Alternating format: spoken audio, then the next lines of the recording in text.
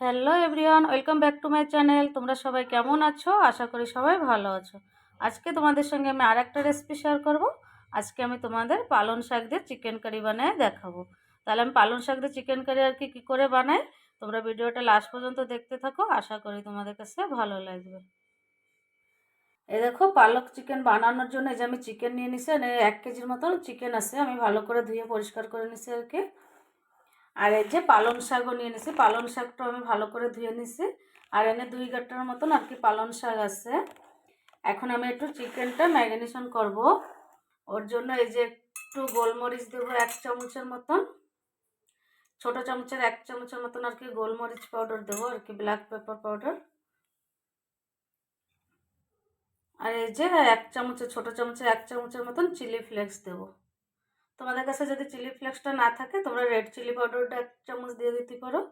এখন আমি এটা ভালো করে মিক্স করে নেব। চিলি ফ্লেক্স আর গোলমরিচ দিয়ে ভালো করে আর কি, গোলমরিচের পাউডার দিয়ে ভালো করে চিকেনটা মিক্স করে একটা 10 মিনিটের জন্য রেখে দেবো। একটা 10 মিনিট 15 মিনিট যে আর কি, আধা ঘন্টা, যেরকম তোমাদের কাছে টাইম হয় সেই হিসেবে তোমরা রাখতে পারো। দেখো চিকেনটা ভালো করে মিক্স করে রাখছে, একটা 10 মিনিটের জন্য আমি এখন রেখে দেবো। ততক্ষণ আমি পালং শাকটা একটু সেদ্ধ করে নেব। ওর জন্য দেখো পালং শাক সেদ্ধ করার জন্য ওই যে আমি জল গরম বসায় দিচ্ছি। আর আমি পালং শাকটা একটু হাফ সেদ্ধ করে নিচ্ছি আর কি। তোমরা চাইলে কাঁচাটাও গ্রাইন্ডিং করে নিয়ে নিতে পারো। এই যে ওর মধ্যে আমি 1/2 চামচের মতন এই যে বেকিং সোডা দিয়ে দেবো আর কি। বেকিং সোডাটা দিলে আর কি পালং শাকের যে কালারটা থাকে, গ্রিন কালারটা আর কি খারাপ হবে না। এবার এই যে আমি যে পালং শাক ধুয়ে রাখছিলাম সেই পালং শাকটা দিয়ে দেবো। তোমরা এর সঙ্গে একটু লবণও দিতে পারো, লবণটা দিলেও হয়ে যায়।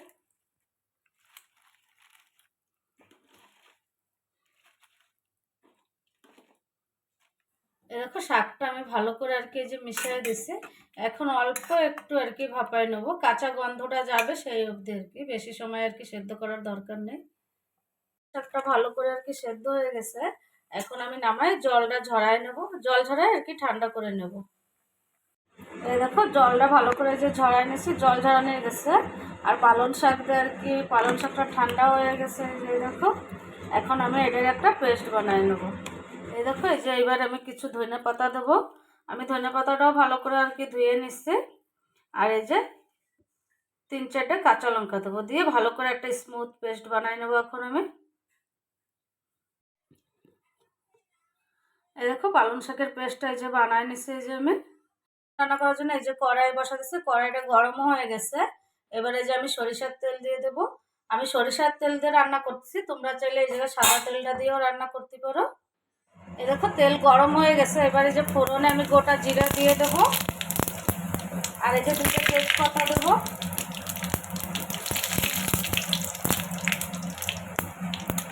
একটু জিরা তেজপাতা যে ভাজা ভাজা হয়ে গেছে। এবার এই যে আমি লবঙ্গ, এলাচ, দারচিনি আর কি ফোড়নে দেবো। এবার একটু ভাজা হয়ে গেছে, একটু পেঁয়াজ কুচিটা দিয়ে দেবো। আর এই যে আমি মিডিয়াম সাইজের 2টা পেঁয়াজ কুচিয়ে নিচ্ছি। আমি পেঁয়াজটা লম্বা করে আর কি কুচিয়েছি, তোমরা চাইলে ছোটো ছোটো করেও নিতে পারো। এখন আমি পেঁয়াজটা ভালো করে ভাজিয়ে নেব। এই দেখো পেঁয়াজটা ভালো করে আর কি এই যে ভেজে নিচ্ছি আমি। এখন এই যে আমি আদা রসুনের পেস্ট দিয়ে দেবো। এই যে বড় চামচের আর কি, এই যে এই চামচের 2 চামচের মতন আদা রসুনের পেস্ট দেবো। আর তোমরা চাইলে আদা রসুনের পেস্টটা যদি না দিতে চাও একটু রসুন কুচি করেও আর কি পালক চিকেনে দিতে করো, ওতেও টেস্টটা ভালো আছে। এখন আমি আদা রসুনের কাঁচা গন্ধ যাওয়া হচ্ছে মশলাটা একটু আর কি কষাই নেবো ভালো করে। রসুনের পেস্টটা একটু ভাজা হয়ে গেছে। এই যে আমি টমেটো কুটে নিচ্ছি মিডিয়াম সাইজের 2টা টমেটো আর কি কুচিটা দিয়ে দেবো। এবার টমেটোটা একটু আর কি নরম হওয়া পর্যন্ত একটু মশলার সঙ্গে ভেজে নেবো ভালো করে। এই দেখো একটু টমেটোটা আর কি সফট হয়ে গেছে। এবার আমি স্বাদ মতন লবণ দেবো।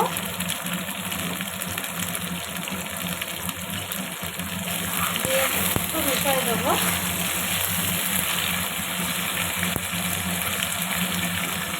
এবারে যে আমি টক দই দিয়ে দেবো। এই যে এই বাটিটার হাফ বাটির মতন আর কি টক দই দিচ্ছি। আর বড় চামচের একটা 4 চামচের মতন হবে। এখন টক দইটা দিয়েও ভালো করে মিশিয়ে দেবো। এই দেখো টক দই দিয়েও মিশিয়ে দিচ্ছি ভালো করে। এই যে ছোটো চামচের 1 চামচের মতন হলদি দেবো। আর লঙ্কার গুঁড়ি দিয়ে দেবো আর কি 3 চামচের মতন। তোমরা যদি ঝাল একটু বেশি খাও তাহলে ঝালটা একটু বেশি দিতে করো। আমি কাঁচা লঙ্কা দিছি, এর জন্য লঙ্কার গুঁড়িটা আর কি বুঝে দিতে হবে, নাহলে বেশি ঝাল হয়ে যাবে আর কি। এখন আমি মশলাটা ভালো করে কষায় নেব আর কি, মশলা তেল ছাড়া অবধি ভেজে নেব। মশলাটা আর কি ভালো কষানি হলে চিকেনও আর কি খাতে টেস্ট হয়। এরকম মশলাতে আর কি তেল ছেড়ে দিচ্ছে। এই যে এবার যে আমি পালং শাকের পেস্ট করে রাখছিলাম, পালং শাকের পেস্টটা দিয়ে দেবো। আর দেখো কালারটা অনেকই ভালো রয়েছে আর কি, কালার খারাপ হয় না আর কি পালং শাকের। এখন আমি মশলার সঙ্গে পালং শাকটা ভালো করে মিশিয়ে নেব। এই দেখো পালং শাক ভালো করে মিশিয়ে নিচ্ছি। এইবার আমি মশলা পালং শাকের সঙ্গে একসঙ্গে ভালো করে মশলা কষায় নেব। এই দেখো মশলাটা ভালো করে কষানো হয়ে গেছে, মশলাতে আর কি তেল ছেড়ে দিচ্ছে।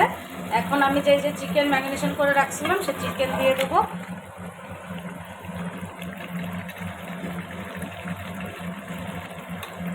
চিকেন দিয়ে ভালো করে এবার মশলার সঙ্গে মিশিয়ে দেবো। এবার এইভাবে আর কি পালং শাক দিয়ে একবার চিকেনটা বানায় দেখো, অনেকটা টেস্ট হয় খাতে। আর এখন তো সিজনে পালং শাকটা পুরো ফ্রেশই পাওয়া যায়, তোমরা ঘরে একবার এভাবে ট্রাই করে দেখতে পারো। আর তোমরা এই পালং শাকের চিকেন বানিয়ে ভাতের সঙ্গে রুটির সঙ্গে খাবে, ভালো লাগে আর কি, অনেক ভালো লাগে। এবার আমি চিকেনের সঙ্গে মশলা সব একসঙ্গে ভালো করে আর কি কষায় নেব। আর এখন আমি কাভার করে দেবো, কাভার করে দিয়ে চিকেনটা আর কি কষায় নেব। দেখো চিকেনটা অনেকই কষানি হয়ে গেছে, আরও কিছু সময় কষায় নিতে হবে। এই চিকেনের তো অনেক জল ছাড়ছে আর কি, পুরো ভালো করে আর কি চিকেনটা এখন আমি কষাই। এই দেখো চিকেনটা প্রায় রেডি হয়ে গেছে। আর আমি চিকেনে না জল দিই নাই, এই যে চিকেনের জল পালং শাকে এই যে সব জল ছাড়ছে, এতে চিকেনটা ভালো করে রান্না হয়ে গেছে। আমি আর এটা 5 মিনিটের মতন রান্না করে নেব। দেখো চিকেনটা রেডি হয়ে গেছে। এখন এই যে আমি 1 চামচের মতন গরম মশলা পাউডার দিয়ে দেবো, দিয়ে ভালো করে মিশিয়ে 1-2 মিনিটের জন্য রেখে আমি গ্যাসটা বন্ধ করে দেবো।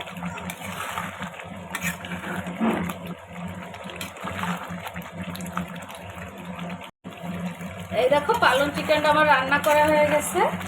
আর আমি কীভাবে আর কি পালং শাক দিয়ে আর কি চিকেন কারিটা বানাইছি, তোমরা ঘরে একবার প্লিজ এইভাবে বানায় দেখো, আশা করি তোমাদের কাছেও ভালো লাগবে।